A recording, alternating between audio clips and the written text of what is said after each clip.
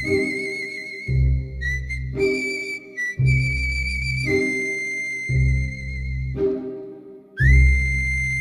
the shadows of your spreadsheet. Something's not calculating.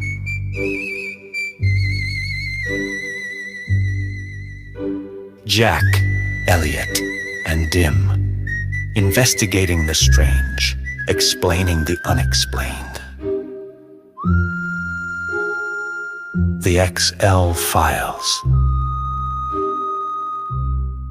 With special guest Harry Grass. Welcome to the stream. We have faces. 2 of us have faces, 3 of us have faces, and a 4th one has a face. Well, welcome to the Excelphiles. The podcast, Jack. No one can see our faces. This is true. If you're watching on YouTube, pretend you didn't see our faces. Welcome to the Excelphiles, everyone. I'm Jack. Go on, then. You can introduce yourselves. You're next in reading order. It's got to be you. Oh, there we go. Okay, right. There we go. We're well rehearsed at this, guys. I'm Elliott. And I'm Dim. And today we have special guest Harry Grass joining us to talk about Excel. Right. So this is our very first episode. As you can see, we are very practiced at getting everything smooth. We're going for a professional look here. Oh yeah, we definitely are. Just not professional sound. We are running this podcast today to get into the more technical aspects of Excel and to really start a deep dive into some of the technical stuff. A lot of the podcasts I've seen don't tend to be at the same level as competitive Excel gets to. So we're having a look at that. And I believe we're going to start today with Elliott is going to pose us a question for the day, which we can answer at the end of the session. Yeah, absolutely. Do you want to do a little question of the week intro, Jack? Oh, it's the question. It's the question. It's the question of the week. That was not an old song from Unpivot. Absolutely. No, I listen to a Pen Addict podcast. Yes, pens. And they have a shout out of the week where every time they do it, they go shout out of the week. So this is the question of the week. Although I don't think we're going to be doing this weekly. So there's a Japanese man called Tatsuo Horiuchi, and he's famous for doing something with Excel. What is it? Don't answer that. I think Jack already knows by that face. I think Jack already knows by that face. Jack already knows. Yeah. We'll come back to that. I'm gonna stay out of this one, but no googling while we're away. Yeah, so we're going to come back to that at the end. So if you don't know, have a think, maybe come up with some ideas. We'll have a chat about that at the end of this. Might have one idea. We have one idea already. I think I have an inkling also. I mean, I don't know. I don't know the person's name, but, you know, there's one Japanese person who's outrageously famous for what they do in Excel, so I'm pretty sure I know who we're talking about. Yes, that's pretty much what I'm going on. It's just like... It's not just building models. But, you know, maybe Harry is going CY style. Maybe he's picked the second most famous Japanese Excel user just to trip us all up. Right, you know. I think, yeah, that might be the case. Right, so we'll ponder. Can you give us his name again? Not that I'm googling. Yeah, that's where I can see them. Tatsuo Horiuchi. Oh dear. Okay, that was better pronounced than I'm going to attempt right now. Hey, right, we will come back. We will come back to Tatsu later. And in the meantime, we're going to start our first segment of our first episode, and I'm really excited about this. This is our first segment. It is called Dim's Golden Age, and Dim will be providing us with an eSports update each session because he's the one that actually stays on top of things and knows every case that's been released and everything that's happening in all the local chapters. So here we go.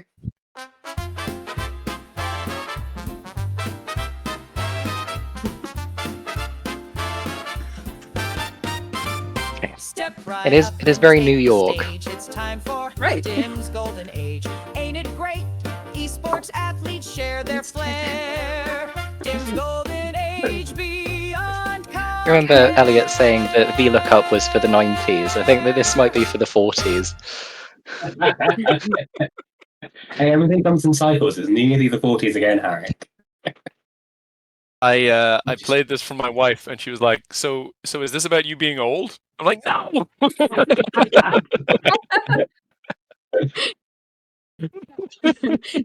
Did you explain that? No.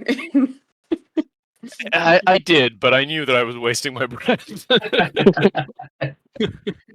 None so blind as those that will not see, and I have lost any expectation of converting Connie into an Excel superfan. I'm working on Johnny. He's doing great. What the rest of you aren't hearing is we've got Johnny in the Discord with us, and he's actually recording everything that we're doing and saying. Yeah, big shout out to our big producer Johnny, running all of this, running all of our Excel streams on FNWC UK. So Dim, what's happening in Dim's golden age? So this is an interesting one. I mean, if assuming we're doing this monthly, there'll be like a month of stuff to talk about. In my mind, the golden age is like the whole time since Vegas, when people have been, exploding with creativity and desire to share and very active community. The chances of my covering all of that without missing everything in one go is very slim. But let's try anyway. I'm imagining you rattling off something at about 50 miles an hour going through all this. Yeah, just what we need is a scrolling screen of text with everything going on. All right, what has happened? There are 3 new local chapters since Vegas: FMWC UK, FMWC Jaq, and Azerbaijan, who seem to be mostly keeping themselves to themselves. And you have to be from Azerbaijan to play. So I don't know much about that one. But the other 2 have kicked off very actively, as you guys all know. We've got 2 free cases shared, plus, or I guess 2.5 if you count Harry's Pi Day case, plus 1 round down for FMWC UK, and Jaq has shared, I think, 2 free cases plus another one if you pay to sign up.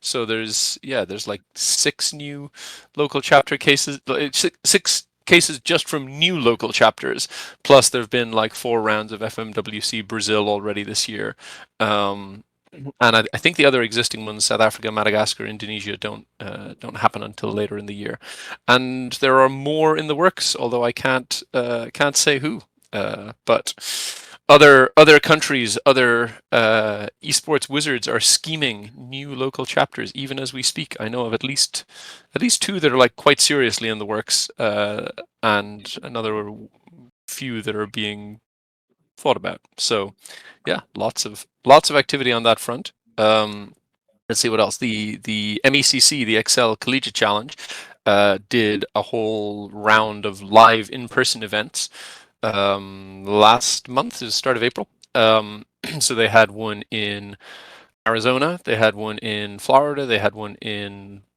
Boston, which I went up to, and there was one somewhere else as well, but I can't think of it. And then there was one it was mostly in the US, but there was one in Sydney as well. And then they also had last year's finals teams at this big like collegiate esports event, the CECC, in some arena in Arlington, Texas, for a showdown last week. And then I think they've got the individual winners of the regional competition having another battle this coming week. So lots going on there. Plus, as of this year, they've having new cases every month along with the regular esports cases coming out. So every time, whatever, Harry wrote, "We're not in Kansas anymore," and they made a sort of version of that as the sort of varsity level, and then an even easier version as the junior varsity level, so that there is like a regular flow of new cases for people to practice on. And I remember trying one of those. It was really fun. There's an option to like qualify for whatever their equivalent of the kind of MEWC knockouts is through that as well. So lots going on there. And possibly my favorite and like golden ageiest part of the golden age is that the number of people who want to write cases, even though there are like lots of MECC cases. There's monthly MEWC cases. There's bajillions of local chapters giving out more cases than they can even organize rounds for. There's still so much more being written that people are just sharing cases out into the wild. I think I've shared like a free case tracker, and I think we're like north of 20 so far this year, which is absurd. And most of those are not related to any competition. They're just people being like, "Hey, here's a As thing a I made. comparative I'd like to versus play it." last year, we had how many last year? I don't I mean, remember any.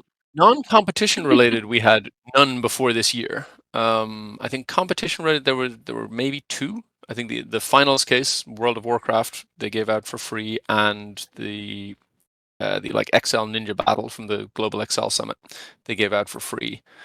I think that's about it. I mean, there's some of the MECC cases are free if you sign up for that, which you can do even if you're not in college. You just can't win the prizes. But yeah, there's never been anything close to this as far as I know. I mean, people It's share a lots golden of age. kind of Excel. It is a golden age. It's a golden age. People share lots of Excel challenges in other contexts, but they're usually pretty kind of bite-sized things like, here's one thing and turn it into this other thing. And, if you're clever about it, you can do it in a line or something, or in a few. But this thing of like writing an entire case with 7 levels and 100 questions, and the amount of kind of work and planning and testing that goes into that it's the golden age. Yeah. Absolutely. I'm reminded of reigning world champion Michael Jarman's strategy, which is to try all of the cases in November, right before the world championship. I think he might be pushing it if he tries that this year. Yeah, I think he's Definitely going not to add a possible. few extra months on that. It's going to have to I think you start in might need to September. start in January. It's too far gone. My full-time job is so- trying to solve it all. So Dim, thank you for the Golden Age update. I believe there's also some inklings of stuff that you don't know about, which Harry is going to give us some information on. Oh, my! This is a big job. Well, we haven't seen very many. We've seen Lana pop up in a few cases now and then recently. She's made a few cameos. She like flew on over to Kansas recently, for example, and she went and collected the Soul Banana on an island in Road to Las Vegas Round 3. And actually running around and appearing in all those places means she's a bit exhausted. And not me, but another case author may have provided an opportunity for Lana to go on holiday that we might be seeing very soon. There we go. Thank you for that update, Harry. I kind of love the idea that we've got Lana and maybe a few other candidates, like you got Vlookie and Xlookie and others, but we don't talk like about them. they'll each have a few cases, Marvel Cinematic Universe style, and then we'll start having the Avengers case where they all come together, and it's right. Thinking of Attack on Titans version 2, where it's Lana versus Dim. Yeah.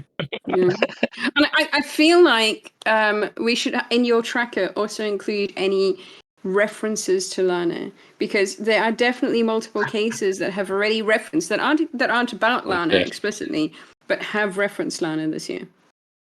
What if it's not obvious whether or where in the case there is a Lana reference? What would we do then, Jaq? Just hypothetically.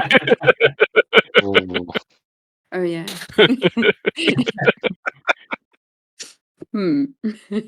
I kind of agree. I like that we're kind of developing these characters, and that there's kind of more story focus in case design. You can see more of a through line through them. This year we've started doing ones that are about different films and books and things. And obviously you can't necessarily always claim copyright on some of these things and have them in the official competition. But Kobe, for example, I think wouldn't mind me saying that it's probably quite heavily inspired by Jurassic Park, one that he released recently, and yeah, a few others. Yep. You couldn't possibly be thinking of Squid Game, could you? I'm sure I it's think not there in was a any way subtle tie-in affiliated to a with any commercial property properties there. that we've heard of. Are you suggesting that the case that the two of you wrote, Harry and Dim, is that one out of copyright? The Shakespeare one? Luckily, Shakespeare is kind of his children are all over 70 now, so we don't have to worry about copyright so much. They've only just passed that age range, so we need to be careful. Well, we did have to be quite careful because we put lots of kind of pictures and art and things in it. Mm. And you have to be very careful that you're crediting the artist or the licensing permits you not to credit them. So for any kind of budding case designers who really loved Dim and I's work on All's Well That Ends Excel, just keep an eye out for that. And there are some sites. I think Elliott, you might know one off the top of your head that let you use the art kind of in this sort of thing. Yeah, there's a few. I think Pexels is the one that you've seen me using before. Yeah. Not that I've ever I haven't. signed a Nobody case. has seen you using anything, Elliott. To be fair, I think there is a case that is coming out, a free case that is coming out when this podcast comes out. So Yes. I think the cat may be out of the bag. It's not out of the bag now at the time of recording, but at the time of publication, I think the cat will be out of the bag. Dim might have to extend his free case week to free case month at this rate. I'm just plugging a few gaps. I've mostly been keeping up with the flow as it comes, but still not kind of keep shying going. away from Joker Poker because I know that one is going to be like a 2-hour solve or something because it's absurd. I struggle to reconcile in my head that you're kind of the main person who's been calling it a golden age, but for you it must be an absolute nightmare, the amount of editing and filming and things that you're putting on yourself. Well, you know how I deal with that, which is no editing at all. Like all this stuff with frames and logos, and I can't do any of that. Or if I could, my production rate would drop precipitously. So I just record, and then whatever comes out, that's what goes up. We don't want to make Johnny too jealous, so you probably shouldn't say that too loudly, because I'm sure there'll be a lot of editing off of this. I appreciate you, Johnny. We are going for a straight cut. So if there's anything you explicitly want excluded, we might make a note of the time, and then that's it. Harry came on my channel, I don't know, a couple of years ago, I guess, to talk about the Stolen Stars case he had written for FMWC, the kind of product review thing. And at some point, partway through, he was like, "Oh, I explained that really badly, but I assume you're going to cut that." I was like, "No, I don't cut anything. It's too much work." That's right. I wasn't very confident in myself, and I was often start going into an explanation with no idea how it was going to finish. So if you're interested in watching Baby's first attempt at being on video, that's a good one for you. I mean, Go back into Dim's archive. Yeah, you clearly learned well, Harry, because I think you graduated to your first YouTube video, and your first YouTube video got quite a good response.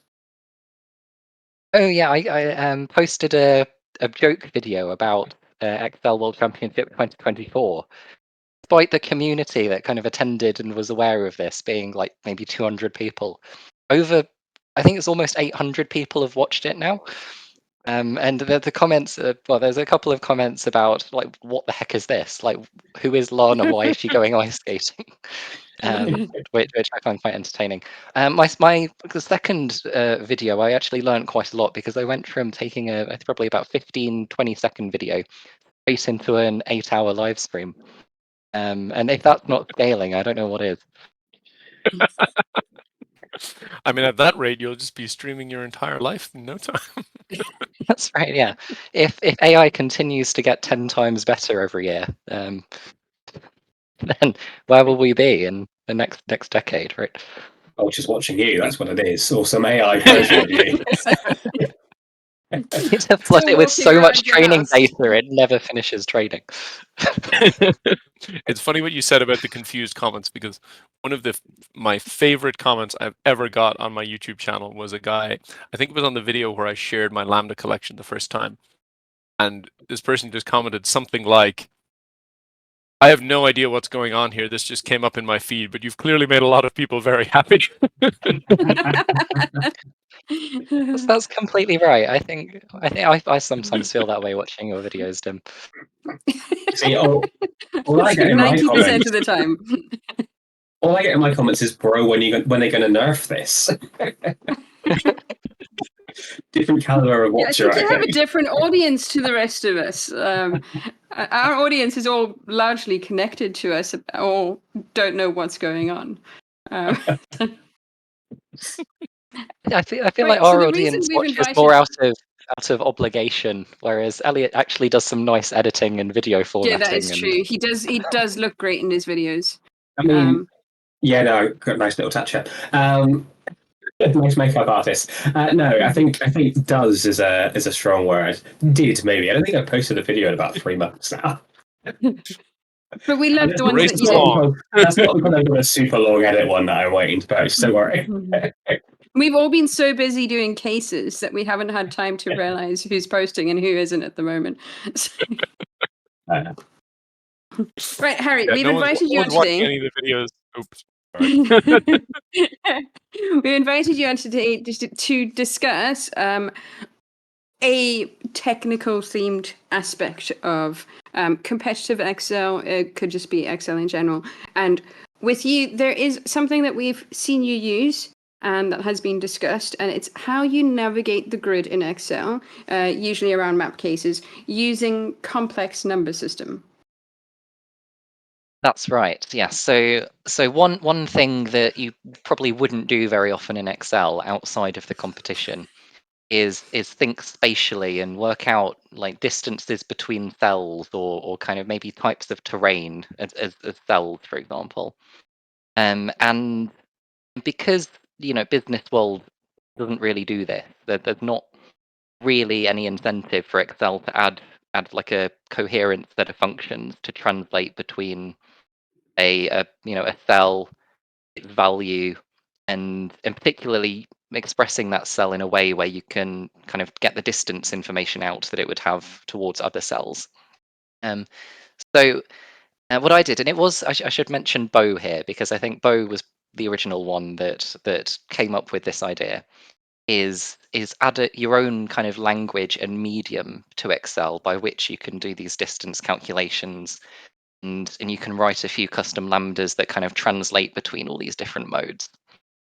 And so I think Dim probably touched on this later, but Bo did this with small integers being maybe rows and big integers being columns, for example. So it might be 10,000 for the columns, and each column is an extra 10,000, and each row is an extra 1. I was looking at this, I was thinking, is there a different way I could do this? Is there a way that kind of more naturally in 2 dimensions represents numbers? And I studied maths at university, and what immediately jumped to mind as a 2-dimensional number system with some extra properties is the complex number system. So I don't know exactly how deep you want me to go on the complex number system. I could Well, go. it is designed to be a very technical podcast. I am here as the token I don't get it person. So if I'm going, can you explain this to me like I'm 5? Then I need you to dumb it down for me. I suspect Elliot and Dim naturally understand everything you say. So I'm Right. just so going let's to put in dive. a little caveat, because Harry didn't ask how deep you want him to go on complex numbers as applied to navigating the grid. He asked how deep you want him to go on the complex number system. So, Gonna get straight Harry, into the Riemann Zeta I'm going to function of this, say, right? I was going to say, we don't need to cover the Riemann hypothesis, or anything about singularities is probably taking it too far. Right. Well, I'm just about ready. I've got some. I would say that we've had a history with kind of the words that go with complex in Excel. So in 2024, Michael Jarman released the simple case, And in contrast to its very simple name, it was actually a very complicated case. And what I'm about to describe to you will hopefully be the opposite, right? So I'm going to talk about something very complex, and they are the complex numbers. But by the time I finish talking, you're going to think that was the simplest thing on Earth. I really understand that very thoroughly now. So here we go. So you're all familiar with the number line, right? You have the numbers. I was about to say you have the numbers minus infinity to infinity, but I don't want to start a war already. You have the real numbers on the real number line, and we can point at some examples of them. So the number 0 is a real number. But don't argue that in the comments. It is a real number. You've got the number 1. You've got 1.5, for example. You've got stuff like pi on there. You've got other numbers as well that maybe you can't even describe in any finite sequence of steps. You've got this very large number of numbers, and you can think of them as being on a line. And on the line, if you take two of the numbers, so let's say you take 1 and 2, and you add them together, then you can actually think about that in terms of the line, right? So you can take this bit of the line, which is 0 to 1, this bit of the line, which is 0 to 2, and if you just kind of slide the 0 to 1 piece to the end and stick it on the end, and 1 plus 2 you'll see is equal to 3, because that's the distance from 0 to 3 that you get out of there. So you can translate addition and you can translate multiplication in a similar way onto the complex numbers, to the real number line. And the complex numbers are kind of a very natural extension of that. Now, instead of taking the real number line, you take not only the real number line, but you take a second real number line, and you kind of stick them perpendicular. And you say how far you are along this first line is kind of the real part of your number. That's how much is allocated to kind of number 1 on this number line. And then how high up you are is allocated as a kind of second dimension to that number. And you would call that the I direction. So the number 1 plus I would be on the horizontal axis, I'm at 1.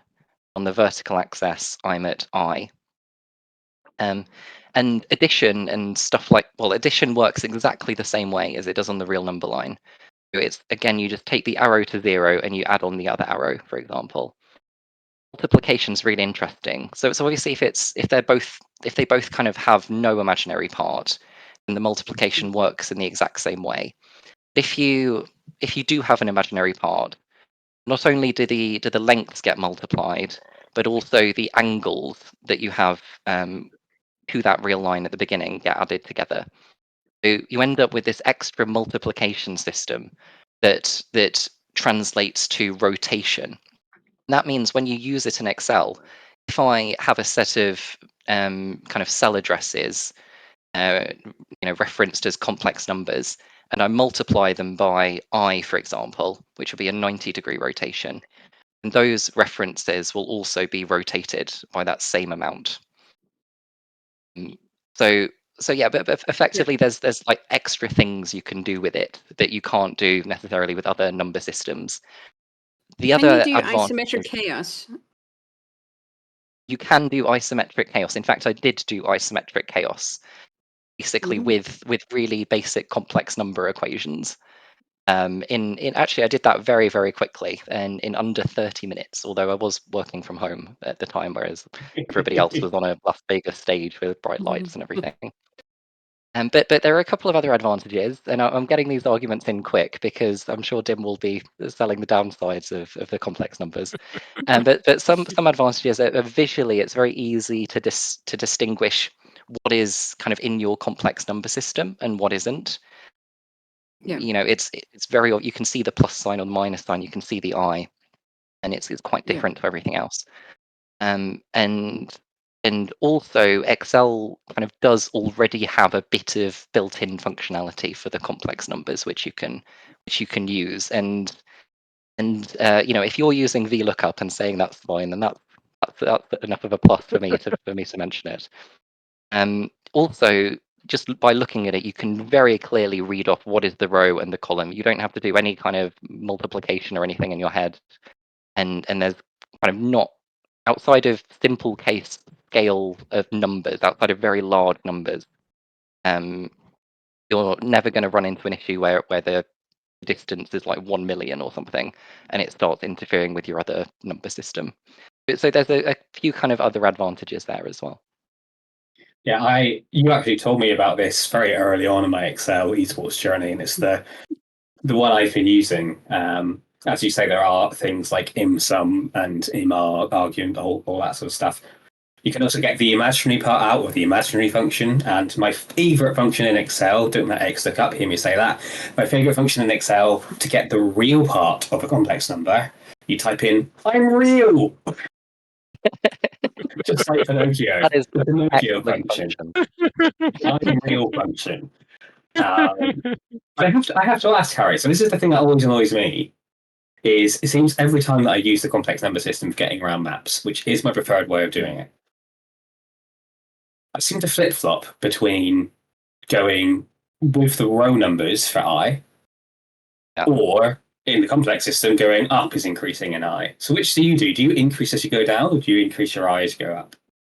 So I will never ever forget this, and I'll never ever forget it because I go based on the Excel address system, which isn't the same as you see in maths. So rows in Excel are numeric, and columns are text. So because I is text, I make the column be the imaginary part, and I make the row be the real part. Interesting. And I'm I guessing like that. you invert the axis for the numbers because you're going up by row number. You're going down rather than the row number is going up, but That's you're right. moving down the sheet. Yeah. So if you thought about how the complex plane is usually presented in maths, it would be like negative imaginary would be higher row numbers. So like minus 10i would be row 10, and it would be positive real numbers for the column. And I think that probably wouldn't work very well. And that's why I've kind of rotated it in my head. That makes sense, particularly as then when you're using the address function as well. Your real part is that first argument.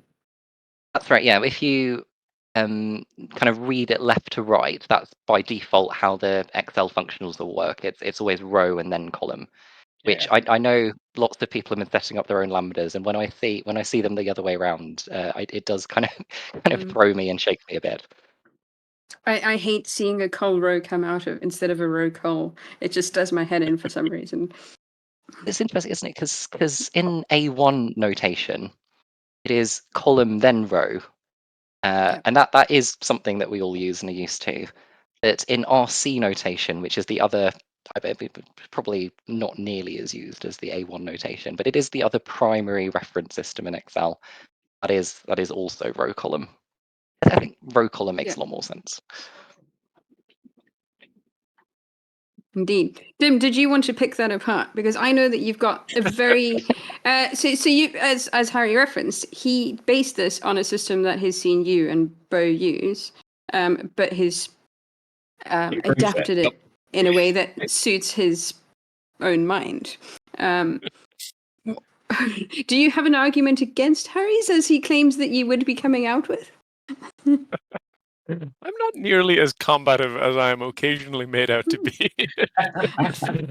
So, first thing I would say is that Harry and I agree on a lot more on this subject than we disagree on, which is not true of all subjects.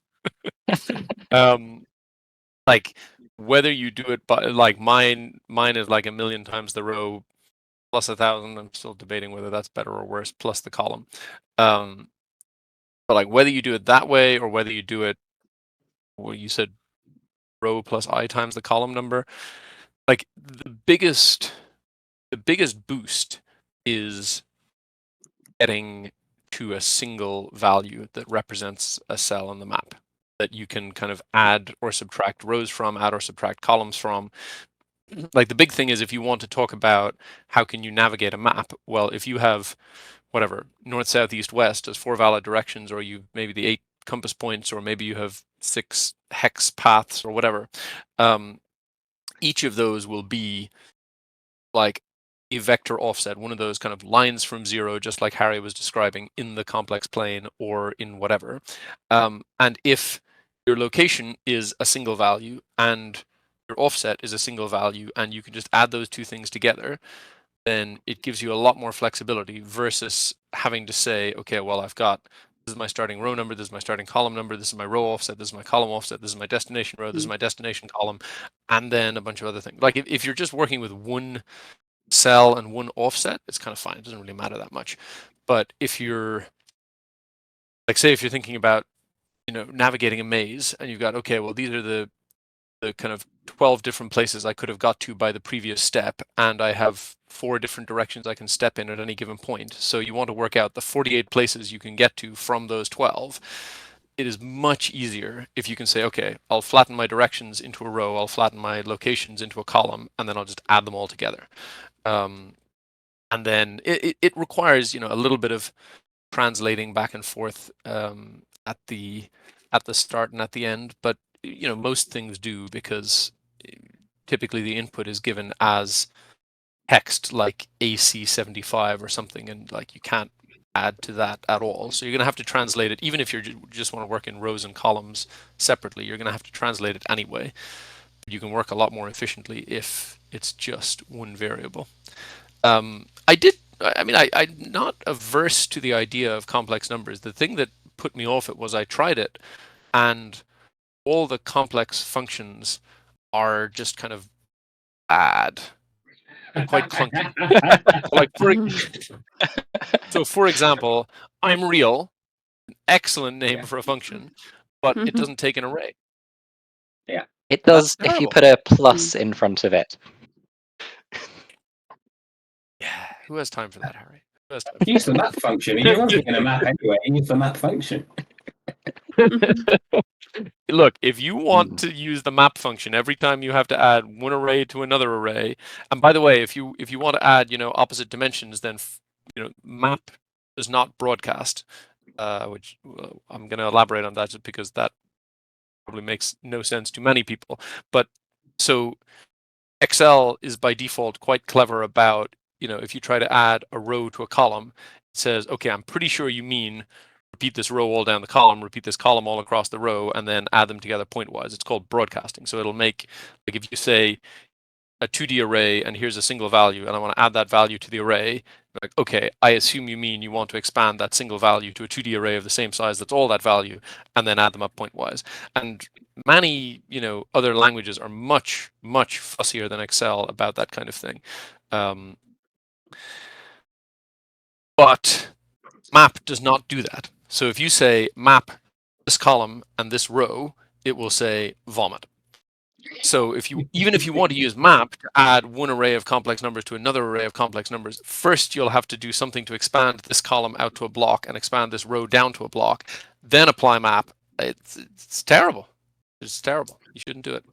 It's just too much work. Like the nice thing about getting it to just numbers is Excel is really good with numbers. And so like one of the things that I really like my setup for is thinking about line of sight that has come up in a few recently, like Thomas Marcello, one of the kind of free cases that came out recently was a first person shooter game.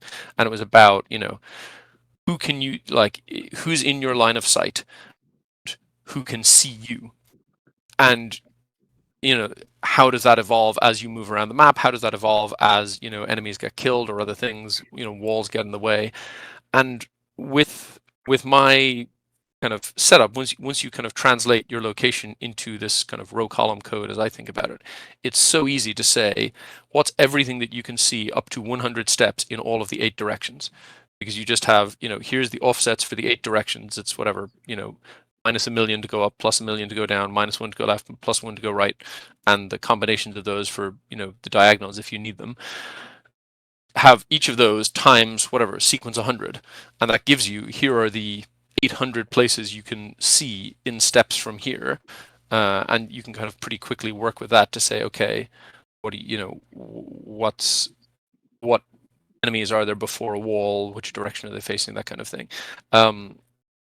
And it's like a lot of the flexibility is that it is just so easy to say, okay, well, I'm just going to multiply this by a sequence of 100 to see all the things that are 100 steps in that direction or something. It's just, once it's a number, it's very, very easy to work with. And on the thing about being easy to read, I will grant that it is a little easier to read the complex number than my version, but it's not like it's very easy to see that 26,000,007 is row 26, column 7. Probably going to want a function to translate that back anyway, because who knows off the top of their head that that's G27, whatever it is. I don't know, and I picked the example. I picked an example with a relatively small column number, but anyway, hard. So you're going to need a function for that anyway.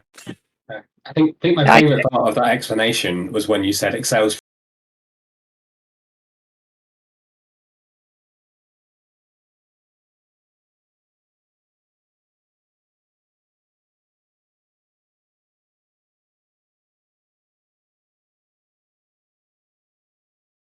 Recorded. And we're back. Are we good? Anyone know how far back we missed? Do I have to diss Harry again? Hello and welcome to that. I kind of agree and disagree with some of that. So for instance, on the it being easy to read point, if I have, say, 10 plus 10i, that's very easy to read in the kind of complex number world.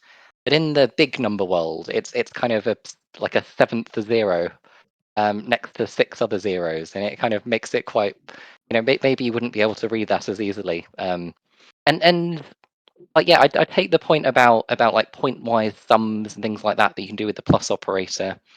But at the same time, there are things it's kind of bad at, right? So for example, if I'm taking a diagonal distance or something, there is a built-in Excel im_abs function on the complex number system that there's not on the large number plus small number. And of course, the rebuttal could be like, okay, but I can make my own distance function for my system.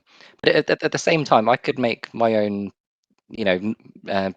function for the point-wise sums and the things like that the complex number stuff is doing. And in fact, I have.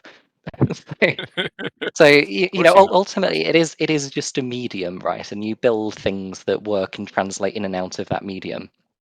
And I say the only kind of thing that's apart from that is the readability, right? That's the only really distinguishing thing. And one day the complex case will be released by Michael Jarman, and I will do very well at it. I mostly, again, don't disagree with that. Like, it is just a medium, and by definition, any of these things are something that you translate it into a language that is easier to work with. Do everything in that language, and you translate it back at the end. It's like classic computer programmer stuff. I will say, you wouldn't want to get too wedded to any one particular definition of distance, since they keep changing in different cases. So mine are all set up to have the distance function as an argument to whatever thing measures distance. So like if it's if you can move in 8 directions, then you can put in the max function, and it's the max of the row difference and the column difference. And if you only move taxi cab, then it's the sum function. And if it's Pythagoras, then it's sum square.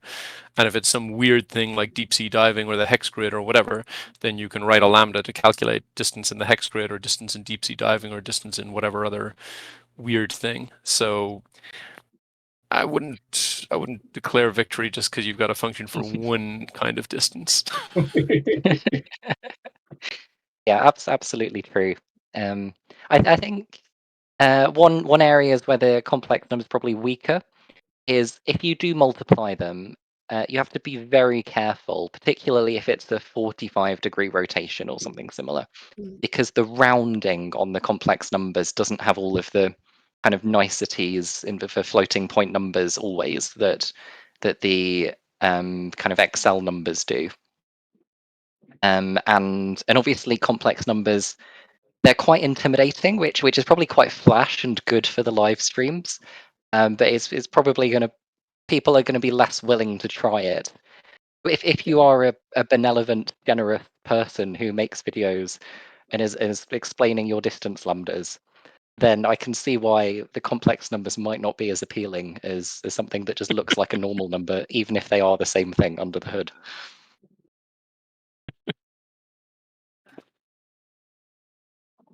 Too much agreement. This is really never going to market a podcast.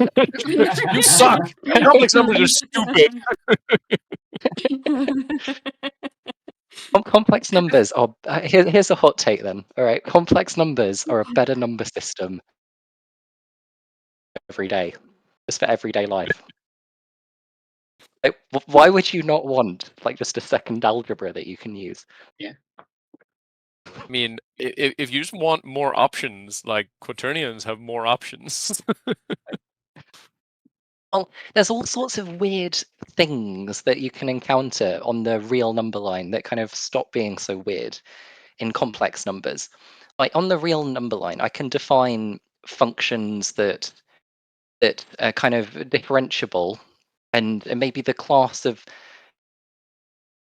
maybe I shouldn't talk about it on this podcast. I feel like this is like, yeah. I mean, can I just say, it is the most. This is like one of the most on-brand things you have ever said. That, like, let me tell you why complex numbers are a better system for real life, for day-to-day use. So let's say you've defined a function that is everywhere differentiable. There are like examples of like classes and groups of real functions that are differentiable everywhere, but kind of act very weird when you do things to them at certain points. And if you instead look at how they're differentiable in the complex plane, it suddenly becomes very clear that actually, because this particular path coming into them on the complex plane isn't differentiable, that's why those weird behaviors are happening. And so people would just understand strange behavior of numbers a lot better if our default was complex numbers. I think arguing for real numbers over the complex numbers is a bit like arguing for counting on fingers instead of counting something that goes greater than 10, like the number of sheep jumping over a fence. So are you saying that might explain why I sometimes get the wrong change at the supermarket? Yes, it does. In fact, the whole world would be a lot better if we educated people more, I think. Right? So the Enlightenment followed a period of mass education, which was enabled by various things such as writing becoming commonplace. And we're living in a very dark time now, where actually misinformation is widespread. And I perhaps thought we were in a golden education is one of age. the rare it's one of the rare levers that we have to pull ourselves out of this. So, in a world which kind of prides themselves on their ignorance of maths and their complete and total non-understanding of the kind of beauty of it, maybe the complex number system is just what the doctor ordered. I have to say, Harry, the thing that upset me most there is you said in a world where, and you didn't do it as if you were promoting a 90s film. In a world where. I don't know what it was you said now, but The in a world world where people real numbers. complex numbers. I'm not averse to redoing all of that with that intro if you really want me to. I mean, that should be the intro for the how podcast. much of that are you going to redo? Because I'm not sure I can stand another kind of like argument for complex numbers. And that comparison I to just- counting on your fingers with real numbers. The Romans I would can have done a think- lot better if they weren't scared of the number 0. That's all I'll say. But no, All I it's can zero think within complex. as you explained that, if you just change the way you think about numbers, many things would start to make sense. It's like, is there some default we can change that will make us start to make sense? Probably not in the general population is the answer. Well, in the specific context of Excel, there are many strange behaviors that if you know what you're doing, you can kind of sort of numbers, which are related to the fact the numbers are being stored on a machine in binary instead of their full decimal expansion. I know you've run into that before, but yeah, you said earlier you can trust numbers. We said along the lines of you can trust numbers in Excel, but I think that might not always be true.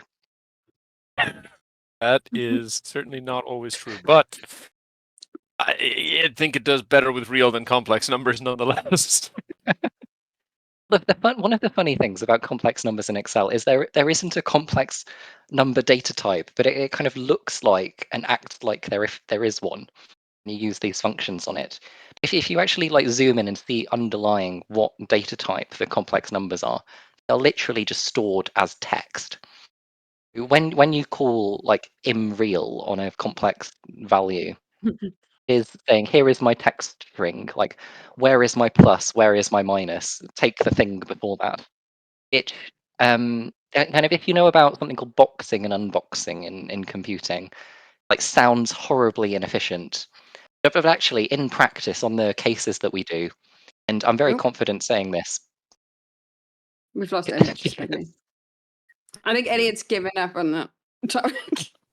Very confident in saying this because Bo has done some serious testing on this sort of thing. The fact that they are inbuilt function means that for most of our use cases, when we're solving cases, the complex numbers are maybe like 10 or 20% faster. That might not be significant at all in the context of Excel eSports and like function calculation. But it is faster, and a lot of people base their whole personality over how fast they can make things. So I say it's I a big think it win for does the complex depend numbers. on the case. There are cases like the spreadsheet is a nightmare or others which have just large quantities of data, and that's when that speed will, like calculation speed, will really start coming into play. I think it would be unlikely to affect any points, although I don't like to admit it. I will say, like, maybe, not sure, maybe the complex number functions as native functions are more efficient, but that might help you on the like translating to, translating from. But most of the action, especially on the like big complicated cases like a volcano island or something, are the only ones I've ever seen where like you really run into compute challenges. Most of the action is happening at the add this to that stage.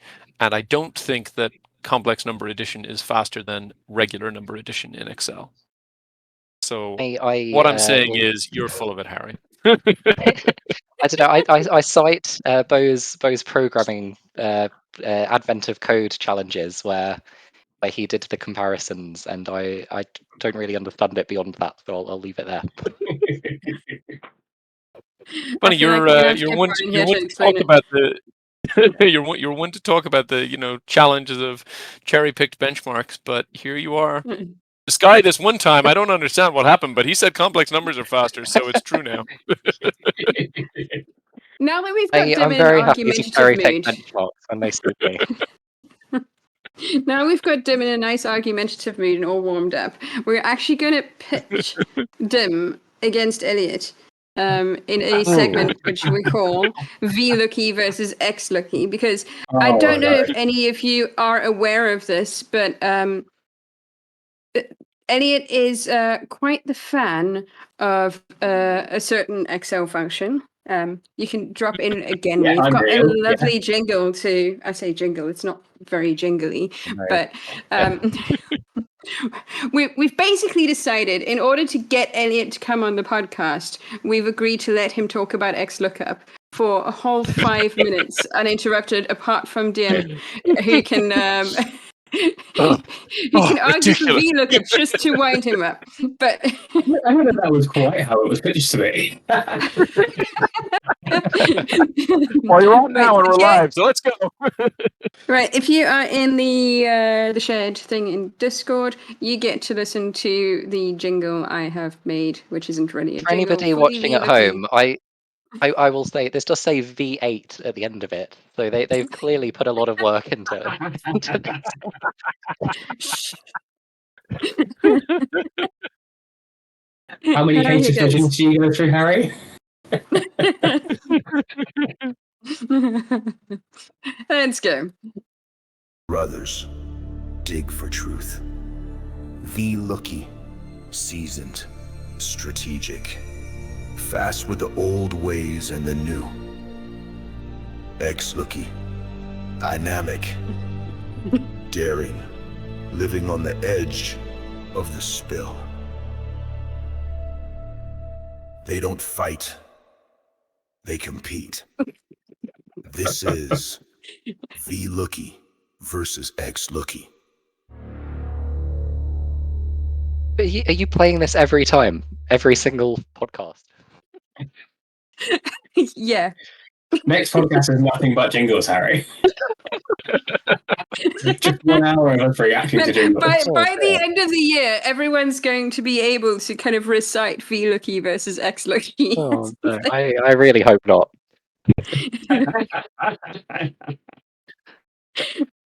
I was just noting that that the first word used to describe Vlookie as possibly me was seasoned, and now I'm thinking, is this about Dim being old again? I will point out that I am older. I am younger. Yep. Not like these two whippersnappers over on the right. When they were born, Excel already existed. Okay. Yeah, I think it's very mean of you to choose Vlookie and Xlookie as the things. I mean, that was the case I was knocked out on my very first year competing. It's also not a comment on anybody's height, is it? I don't know what you mean. I'm 6'3". For anyone who doesn't know, these are two famous dwarves that have appeared in Excel cases before. Yeah, and then we're going to talk about some characters in Excel cases. Yeah. Yeah, I know. Vlookie versus Xlookie. That was when I got knocked out against Jakob because we drew in my first year. So as if my hatred for VLOOKUP wasn't enough already. I'm also a bit biased against VLOOKUP because I also got knocked out at exactly the same point on exactly the same stream, and it was I'm not going to say it's because the questions were wrong, but for some of the questions that I was attempting were wrong, and they were tested by somebody on this stream as well.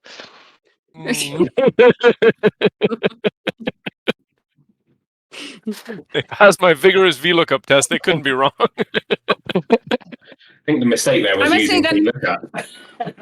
That particular battle was, in fact, one of my best predictions ever on my TikTok, because I was in the run up to it. I was like, we've got these battles coming up, and we've got Elliott Paterson newcomer against Jakub Pomakalski newcomer, and I think it's going to be a very tight match. And then you guys drew on the live stream, and I was like, I've never achieved the same accuracy.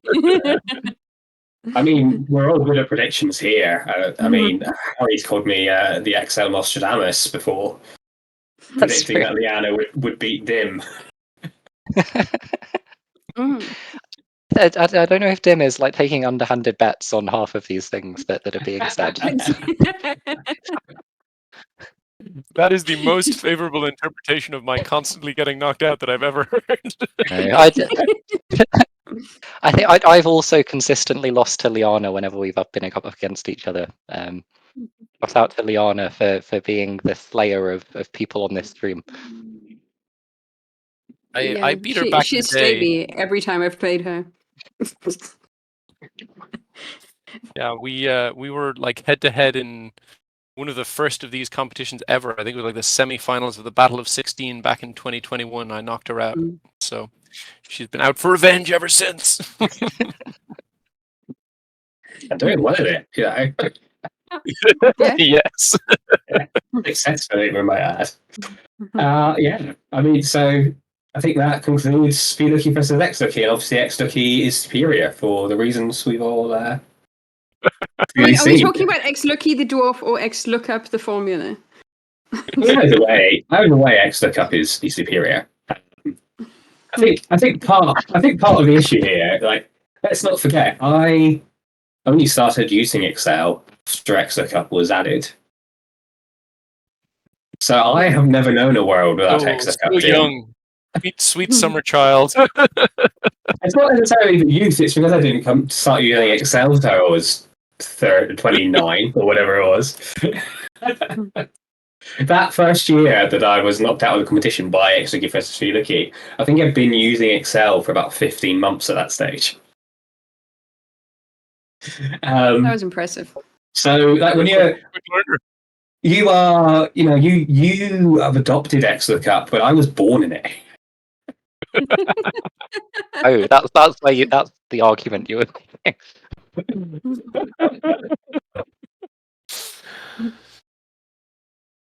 I think I did yield in the previous stream that VLOOKUP has its place. Yes, you used that line.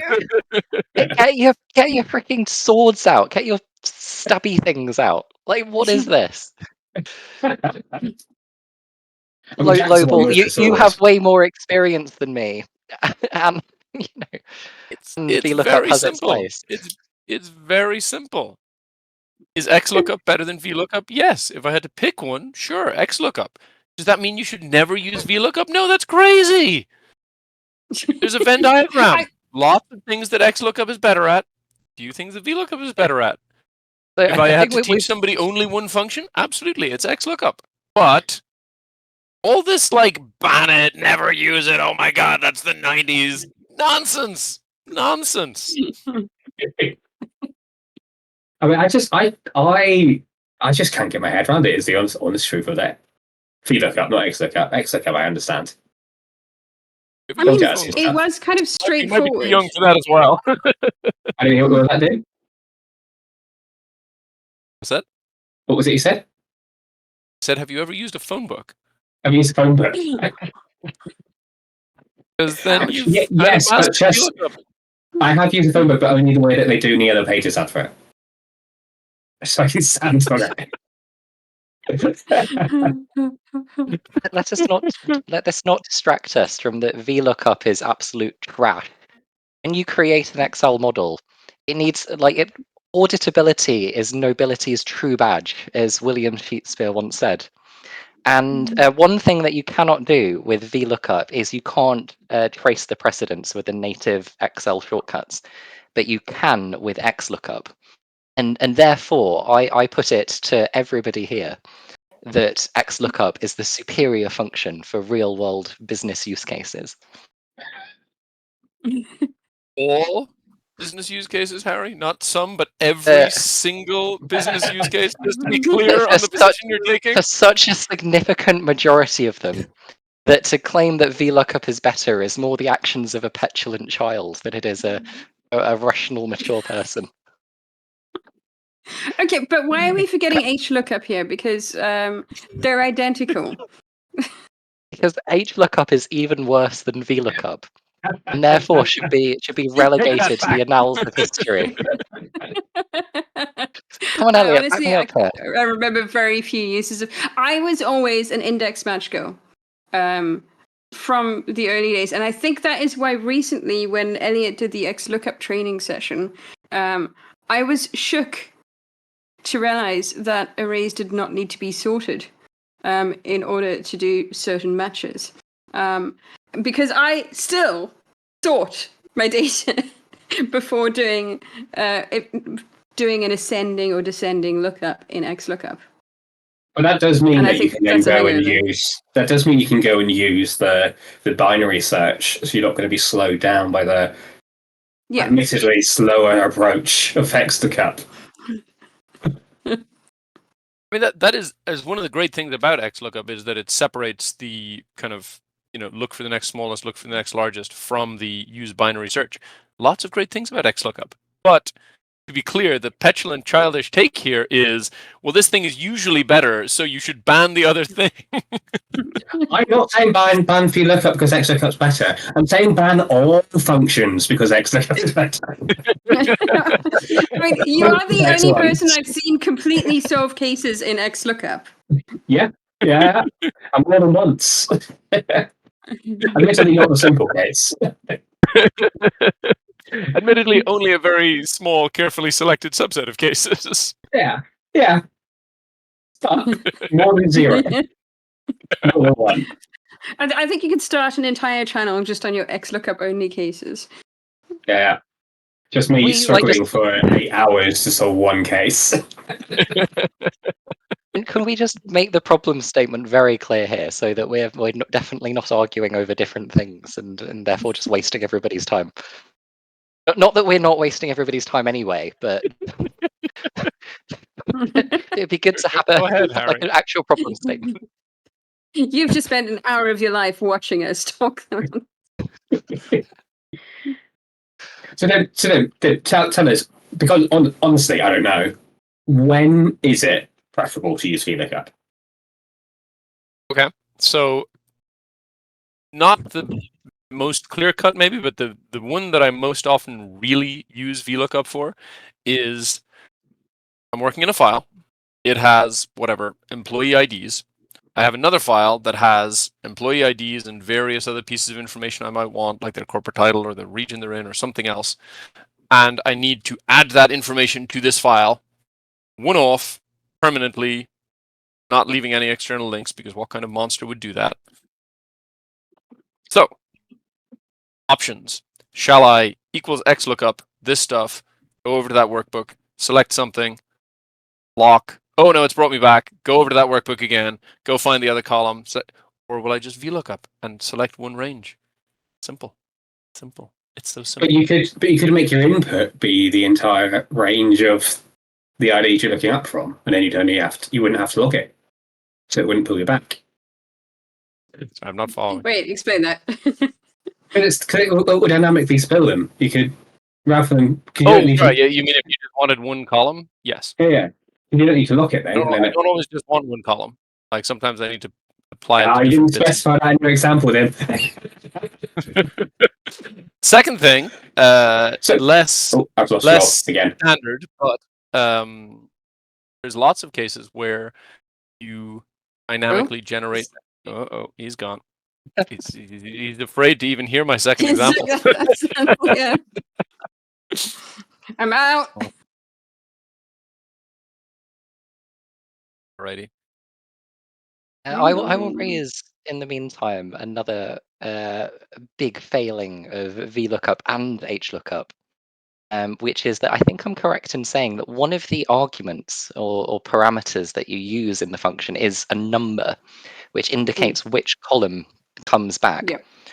And that's a huge liability, because if somebody was to come and insert another column before your column, then that would therefore break your formula, and it wouldn't be obvious to anybody. Like there's no immediate cause to effect connection you can make there. And additionally, never use it in that situation. It's very specific to talk about a one-off approach. Well, it's worse than that. It's not only the one-off approach, but please, Harry, go on. I think it's even worse than that, because I think I'm right in saying, at least in older versions of Excel, I don't know if it does this now, if you dynamically calculate that column number or row number, then it won't like it. It won't use it. It'll just return an error. So it's a formula. No, okay. Well, I might be wrong here, but there is a chance that I'm right. And if I am right, and this is a formula where the parameter is not even a proper Excel parameter. No, I think you've gone off piece now. Yeah, go on there. So the column number argument in VLOOKUP, like back in the pre-XLOOKUP days, I did use VLOOKUP in less narrow situations than I do now. And the most common way to deal with that is either to use a match to determine the column number, or if you're just looking up from the first column in the range to the last column in the range, which is probably more than half of the use cases, then I just say VLOOKUP this in this range, copy the range, comma, columns of, paste in the range again, close bracket, comma 0, close bracket. So yeah, no, it's totally fine to formulaically calculate that. And if I ever inherit a workbook, which I often do, that has columns manually numbered along the top, it's a huge red flag that someone has been using this file to do dangerous VLOOKUPs. There is one thing Dim and I probably agree on here, which I'm happy to diss Xlookup for as well, which is that because it starts with the letter X, there is a non-zero chance that the function was come up with after a certain billionaire gave lots of money to Microsoft, and therefore is political propaganda. And I don't want political propaganda in my Excel. Not in my Microsoft. So I will say, number one, that is not high on my list of complaints about XLOOKUP. I will tell you my one complaint about XLOOKUP in a minute. Or actually, no, sorry, two. But now that Elliott is back, allegedly, although I can't see any proof of that. The second use case for VLOOKUP now is there are lots of cases where you dynamically generate an array, like with a group by, for example, where there is no ability for somebody to insert a column in it because it's a previous step in a let function or something. But if you want to XLOOKUP, whatever, look something up in the first column of that, return from the second column, then you have to say XLOOKUP this in, take that -1 and take this and tip. And with VLOOKUP, it's just VLOOKUP this in that to 0 done magic. Yeah. I'll take your apology. I am struggling to imagine a situation where I would even be using group by as the thing I was then calculating from. I mean, group by is just one example, but like I definitely use it semi-regularly in that way. I mean, I write bigger formulas than most people do, so that's not the most win over the masses use case. But well, if you want to talk about the masses, this is probably the strongest argument for banning VLOOKUP, which is that a lot of I'm not going to call them Excel professionals, but let's say professionals who use Excel use VLOOKUP and HLOOKUP, not because they're the best functions for what they're doing. In fact, for some of the reasons we may have outlined earlier, they might not be the best functions. Use them because they're what they know, and they're afraid of learning, and they're afraid of change. And this is a blight on the industry. And actually, maybe everybody would be a bit happier if they were all willing to take a little bit more agency and learn a little bit more about the tools that they use in their work.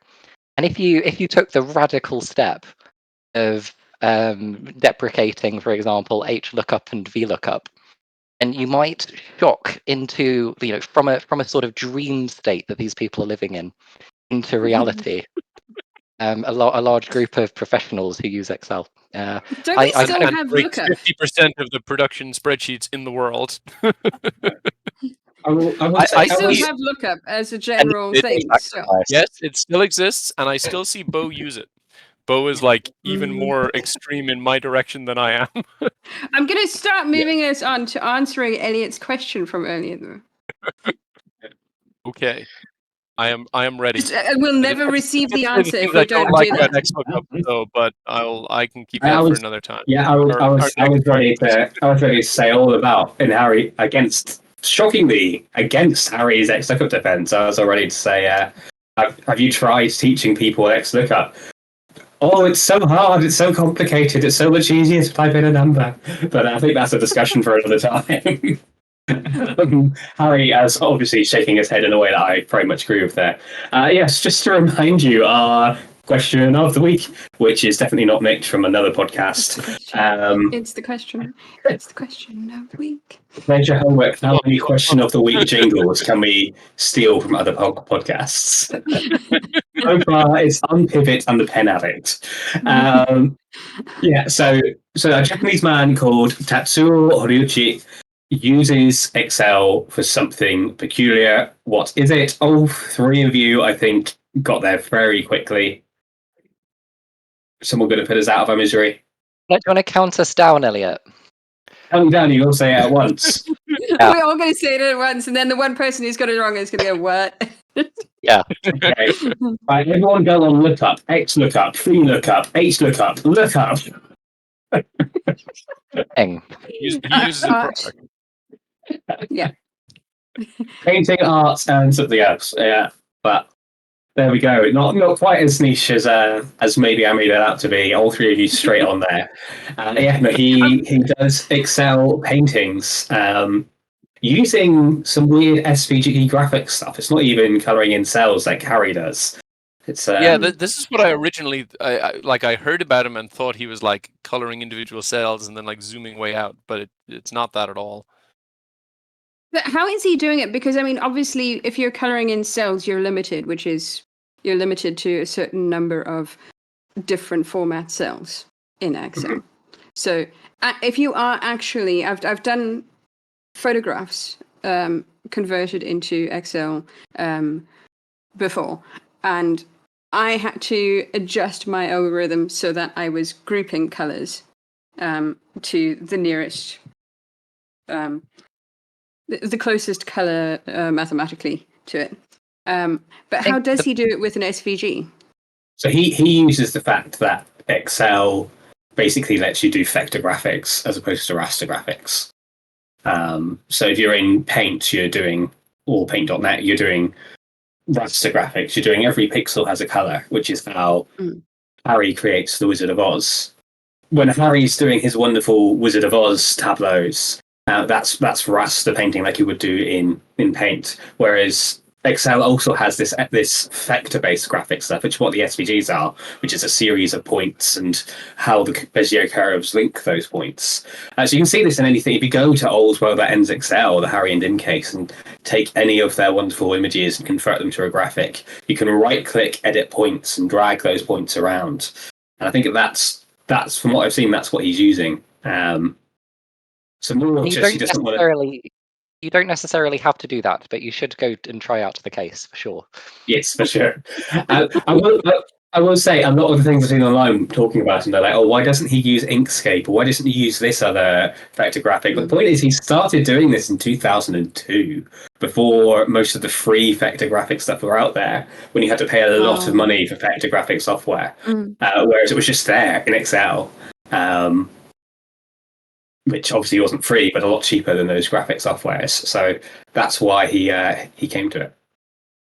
I think it's probably also fair to say that he made a load of custom VBA and effectively built like a basic version of Photoshop in Excel, and that's more what he's working with day to day than like clicking like Control-1 to open the font kind of tab unit, right? Go to the gradient and tab. manually changing each color. Yeah, it sounds horrific. And I actually I need to watch a video about how this works, because you've partially lost me on this. More or less than the complex numbers. I'm sure we're going to have some sort of like. So we have had elections are coming, right? Which was you had to replace a color. I'm sure there's some sort of, especially as we're getting more and more visual, and especially because it's kind of more recognized that they want visual cases for finals and live stream stuff. You will at some point get some case that's devoted to like entirely to color. So it's something that might come up. We'll see. Get those lambdas ready. Get those VBA. VBA. Yeah. I have so far avoided having like I have VBA macros that sit in a different file, but to use a VBA function, you have to make your file into a VBA using file. You lose autosave. The stability risk seems much higher to me. So I have I've seen Bo use them to very good effect, but I have avoided having any VBA functions in my collection so far. I have also avoided that, but at the same time, I've been very happy to put it in cases that other people have to do. I must admit, when I started competing, I built Excelsior, which is my own add-in in Excel, that was specifically designed around some of the earlier cases. You know, it did turn-based thing. It was before we had kind of wrapping stuff the way we do currently. I think it was before I was an Inside channel. And I created all these things, and it would, do colored things. And in all the time I've been competing, I've never used it once. Yeah, I have to say, I have absolutely no time. I've actually used all the stuff I built for that. I've never once used any of my lambdas in anger. Like, I use mine. Mm. I think you definitely have to practice with them after you make them, and if you don't, they do go out of the window quite quickly. Yeah. I also find that I do some practice, then like the next couple of weeks after, I'm much better at the Excel cases, and I'm much more likely to use let and sort of other things like that. And kind of after a month then of not practices, I'm right back down to my baseline level. So I think it very much is about how much you stay on top of it. And if the top competition does get bigger, it might be that it is actually a load of people who have it as their entire career and do nothing else except practicing. Which, well, there'll be enough cases for it by then. would certainly be I exciting. have no idea what happens if I don't practice an esports case for a month. Well, I do. Apparently, if I don't practice, I end up qualifying because I think I don't think I did any practice between March and April's cases, and then qualified on April's case. Although it was the first time I'd ever started making cases, which I guess is a different form of practice. It does. I mean, that tends to stretch your brain in different ways because you're trying to think of. I mean, Harry will attest to this. How many ways you can screw people over? Oh no, you're constantly trying to work out how not to screw people over, except when it's safe, and keep those ones in. How many edge cases can I hide in this level? I'm very happy to write Alright, a I gotta really get the complicated bonus or something, but it has to be doable in 30 seconds if you look at it and have the most like genius chain of thought of all time. That is one of the conditions of a really hard bonus.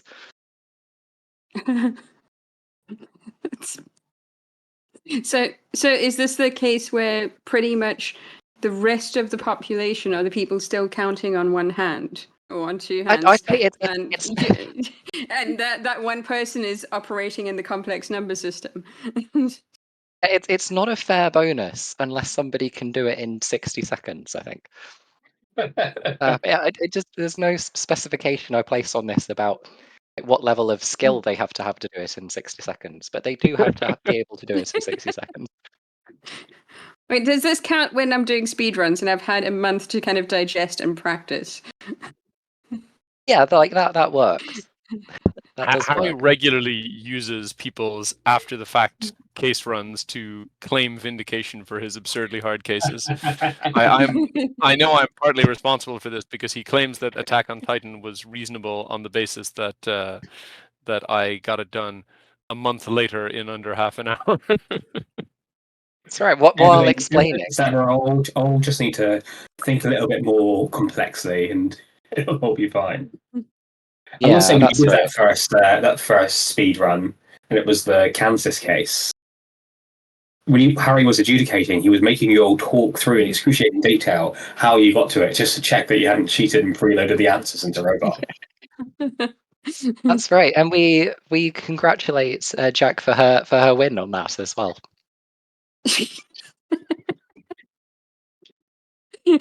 I like how you timed that just as Dim's putting his headset on as well. I need to get in there, or he get upset. Right. I believe we're going to have to close up on that point. You know, the point where I win. Oh, what a shame! What a shame. We're out of time. This is at this point we're probably making people watch an hour and a half of us talking about That's what they XLOOKUP want. versus VLOOKUP. That's what they want, guys. I was going to say, I mean, The who people do what you they think want. our target market is? The people what they want. Exactly. So, thank you very much for joining us today, Harry. It's been a pleasure having you on here. I feel like I now count using my fingers.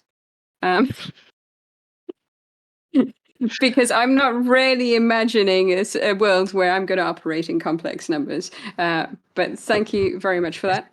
I'm Easy, just do this. actually just that, you know, Right, that yeah. way and that way. Then you multiply them and you can go that way. And just It's not that hard. Jazz hands.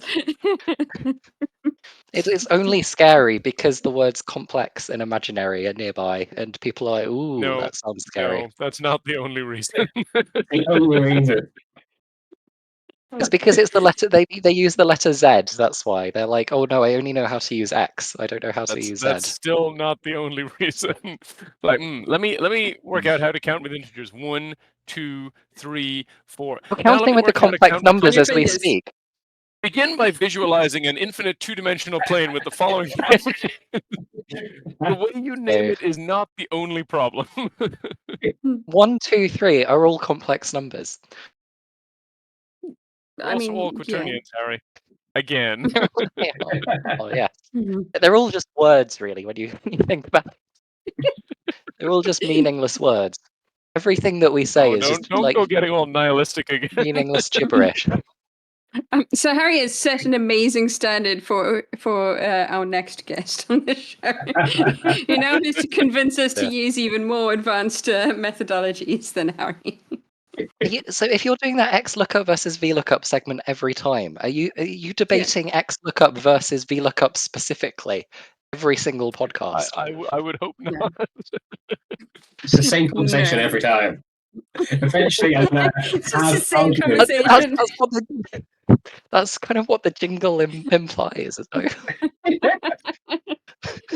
But what we will do is have Elliott's more modern take on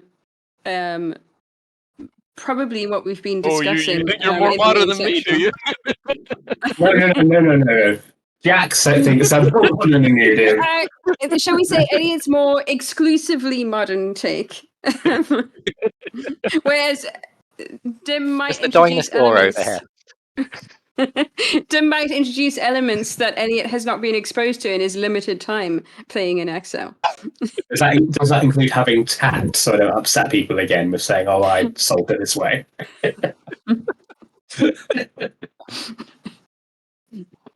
Right. I'm Is going there to anything call else it then. that I can look forward to in the next podcast that you want to shout out? No. You must have us confused with people who plan a long way ahead. We've made it to episode 1, everyone. Can I look forward to more guests? So we're planning to do an initial 5-month run, and we have a selection of our 5 favorite people that we want to invite on. Which is not to say that anyone else is not amongst our 5 favorite people. One thing Dim doesn't know is one of our other guests that we have spoken to will be Liana, Slayer of Dim. But Liana has requested that we do her podcast when Elliott and myself should both be in the same location as Liana. So we'll need to synchronize times on that. But we'll how you calculate that? What was it? G27 that Dim couldn't remember the column number for earlier. And as we take our leave, so might the monkey. Watch this space. Enjoy your holidays, Lana. Thank you, and goodbye from me. Goodbye from This is me. where the rest of you take away. Yeah. And goodbye from me. And goodbye from me, because I don't think I'm getting invited back on this one.